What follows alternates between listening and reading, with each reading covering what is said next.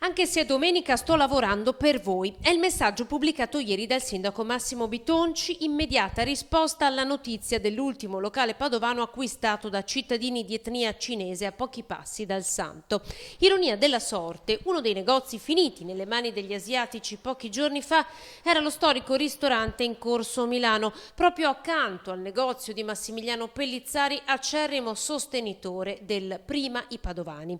Il regolamento allo studio del sindaco intenderebbe incentivare l'apertura di attività che esaltino la tradizione italiana, veneta in particolare. In passato sì, in passato abbiamo venduto ai cinesi a suo tempo. Non c'erano compratori italiani? Non c'erano compratori italiani. I costi sono troppo alti e la gente viene di meno, quindi è difficile. Anche nel nostro settore purtroppo la professionalità va un po' diminuendo, nel senso che tutti possono avere la licenza semplicemente. Da uno sconto ai proprietari degli immobili ad un incentivo a chi invece l'attività intende aprirla. Questi in sostanza i possibili contenuti.